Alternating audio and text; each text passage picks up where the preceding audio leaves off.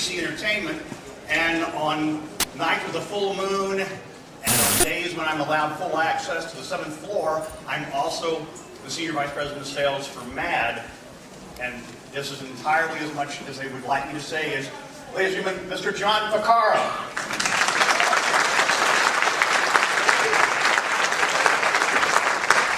Thank you, Bob, for that warm introduction. Thank you all for coming. Let me start by just introducing our panel. At the end, a gentleman who, when I first saw his work, absolutely blew me away, Mr. Drew Friedman.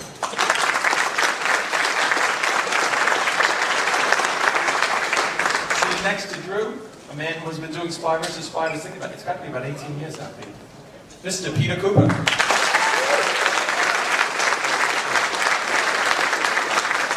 Directly to my left is my art director and right-hand man, who makes man look as good as it does, so blame him, Sam Viviano.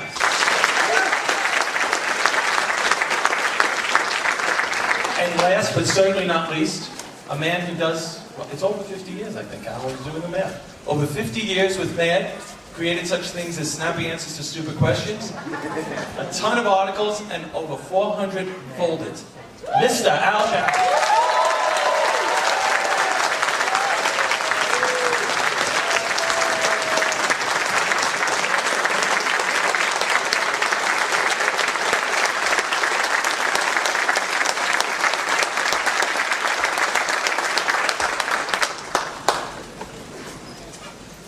I know this may seem a little corny, we did this last year, so if you were here last year, you know what's coming, but we have a little tradition at MAD that we always start our panel with the Pledge of Allegiance.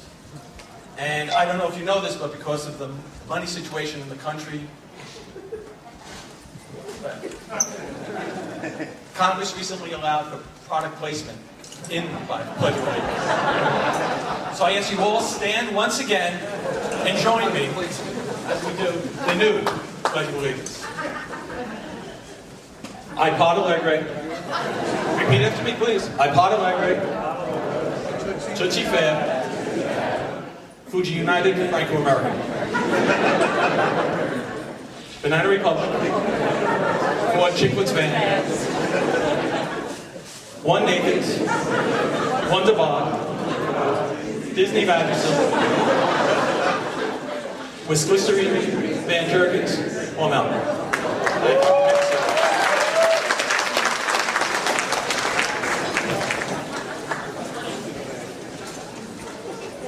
2012 is a special year for me because it happens to be our 60th anniversary.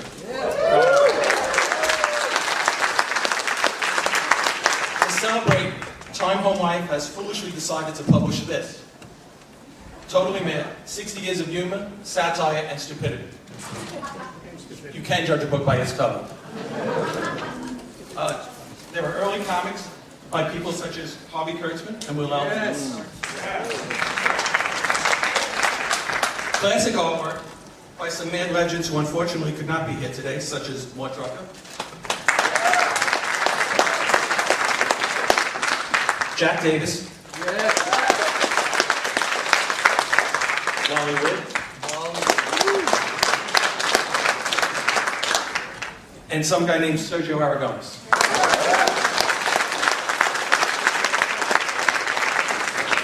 Unfortunately, there's work by some hacks who could be here today. Before I mention Al Jaffe. Yes.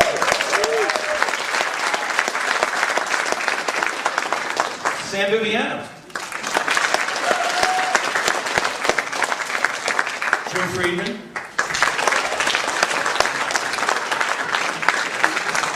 And Peter Cooper.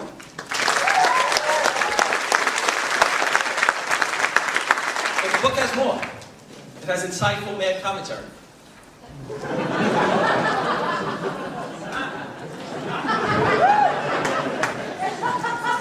It has sports.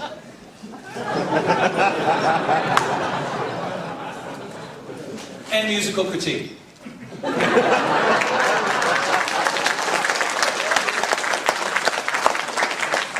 Plus art masterpieces, such as this, Washington cross-dressing the devil. But wait again, there is more. There's a terrific introduction by Stephen Colbert and Eric Drysdale. The art on that was done by Sam. Plus, all 515 covers. Bigger than that. And we also have 6 original essays by band writer Frank Jacobs, including Who Was Bill Gaines? Who Was Alfred E. Newman? And an essay on one of the most often asked questions that we get. Has man ever been sued? So before any of you have a chance to answer that question, we're going to waste a few minutes of the panel time answering it now. The short answer is yes, we have been sued. The most famous lawsuit occurred in 1961. Mad published this. Sing along with Mad. Or not. Typical. Okay. It contained parody to lyrics of 57 of the day's most popular songs, including a parody of Irving Berlin's classic song, Blue Skies, which Mad called Blue Cross. And now, here to give you a small sampling of what that song parody was like, is Mad's own boy band, the Tone Deafs. Is this on? Yeah. Okay, ready? Blue Cross had me agree to a new Blue Cross policy. Blue Cross said I would be happy that Blue Cross covered me. Then I took all the leg and a splint. They said I should read for the fine print. Every time I fever ran, they told me I took out the wrong plan. Cross, there's gonna be plenty of Blue Cross, none for me.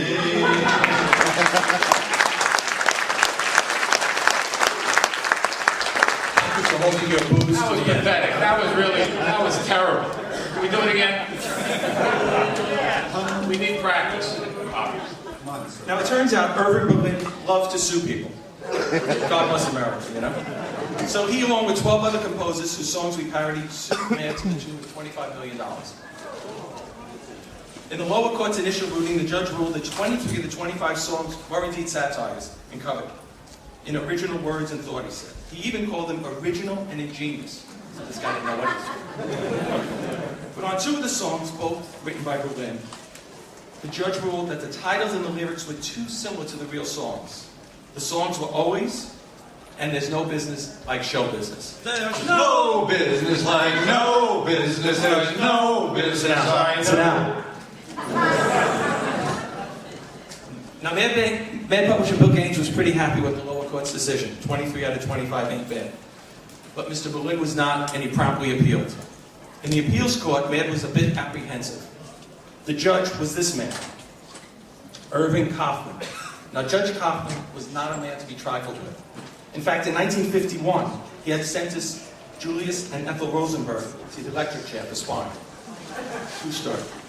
Could a similar fate await Alfred E. Newman?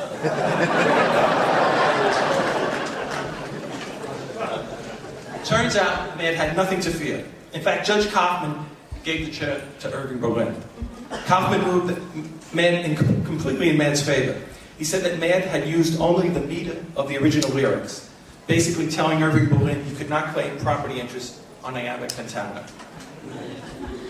Berlin sued again, this time to the U.S. Supreme Court, and they declined to hear the case. Mad won the right to parody songs, and it's been the law of the land ever since.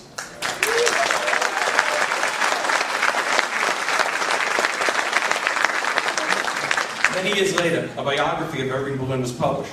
Turns out Berlin spent much of his early days in show business as a saloon singer. And guess what he was singing? Parodies of popular songs. It's hypocrisy like this that keeps us in business for 6 hours. Speaking of 60 years, that gets us back to, hopefully, Totally Mad, 60 Years of Humor, Satire, and Stupidity, on sale October 30th.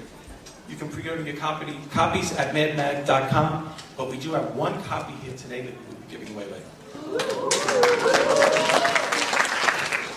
Totally Mad isn't the only book we're doing this year. We're also continuing our Greatest Artist series, this one featuring... No, it's not. I'm using slides and I don't know why. Well, it's featuring more Trucker. You'll have to take my word for it. We have the next slide. Yes, we do.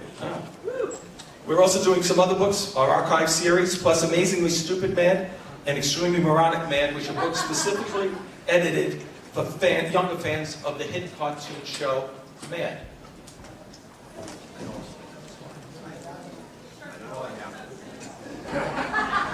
We launched the Mad app for the iPad. That I got. Now you can read Mad digitally, plus it's got an animated cover. Okay, let's see if this one works. Hold on.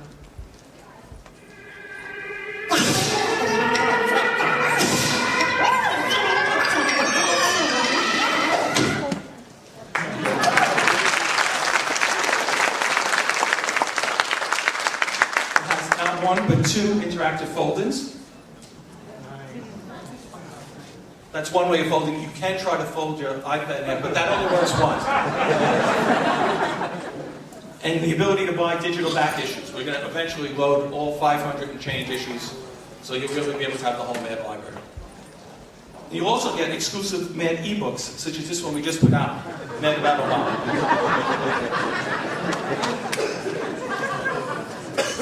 The good news, if you call it good news, is that if you subscribe to the print version of Mad, you get the digital version for free.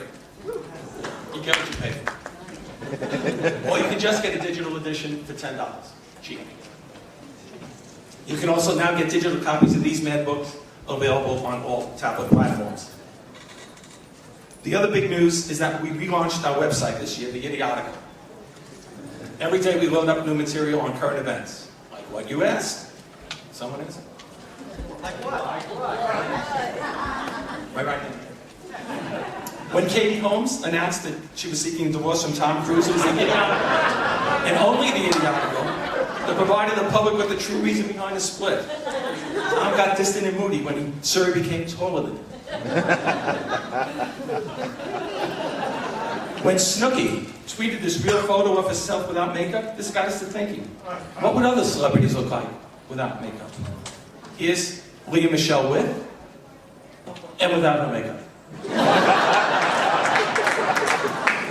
Paula Dean with, and without.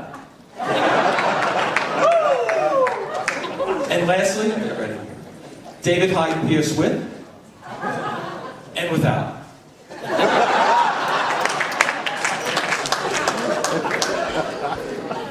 When the NFL hired replacement refs, the Idiotical was there.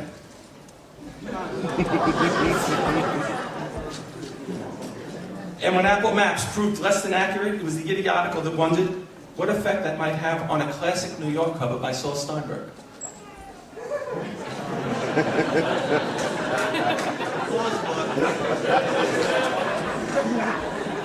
There's a rough style to the drawing. It's not refined. I didn't want him to refine it. And also Nick is a very good figurative artist. You know, the human anatomy is probably the hardest thing to capture as an artist. And Nick has had years of experience as an artist, and that's what turned me on to it. Again, it wasn't conformed in any way.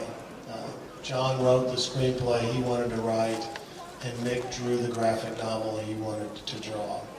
My job was really just to support these artists. That's kind of what my dad would do. And it's great, again, to be the one who gets to champion this great talent. Just to add into there, you know, when I first read this graphic novel, it's apparent that each page is a work of fine art. Each panel is a work of fine art. This is not a traditional comic book. This is not a traditional graphic novel. This is something that you would find with a very highbrow publisher. Very unique look. It has its own very unique feel. And when I read it, you know, you see things like Hitchcock. You see, you know, Sergio Leone. You see all of that in there, and that's why I think that was one of the reasons why we went with Bill Paxton Presents, because it feels like, you know, it's like Alfred Hitchcock Presents, and it really does have that feel. And hopefully, again, as we start doing more and more stuff together, you'll start seeing that brand name Bill Paxton Presents quite a lot down the road, which would be great. I'll drink to that. Yeah, definitely. I'd like to add that this wouldn't exist without Bill, and you know, it's like I'm really proud that his name's on it because he really drove this train for a long time, and it's hard to keep up that passion and commitment.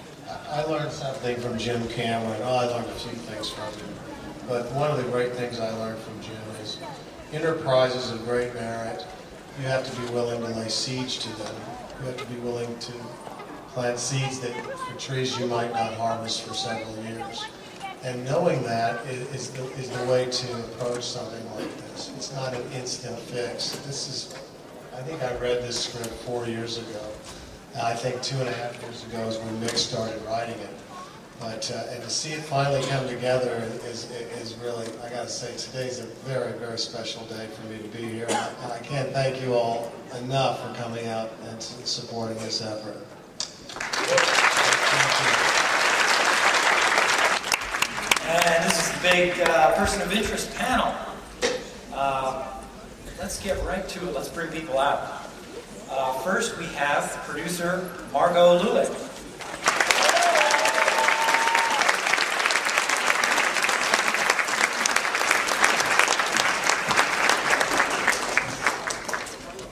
Next, producer. Oh, sorry, I made my first error as a moderator. Okay, here we go. Producer, director Richard Lewis.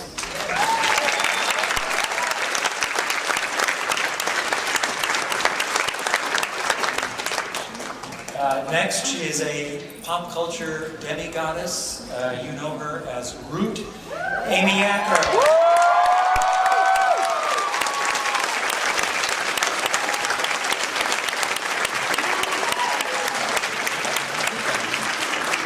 Next, the asset that no other character in the show really thought was going to prove an asset. Detective Fusco, Kevin Chapman. I like this guy. Like doing bad cop. Next, the always shrewd, the what the hell is going on here, Detective Carter, Taraji P. Henson.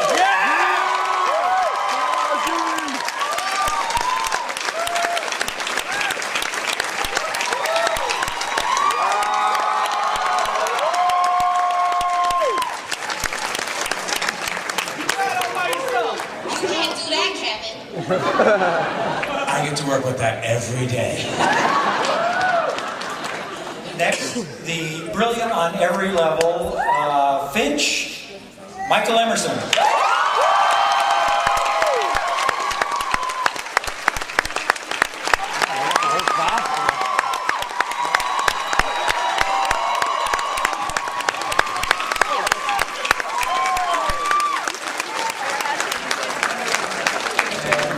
Producer, writer, co-creator of the show, Jonathan Nolan.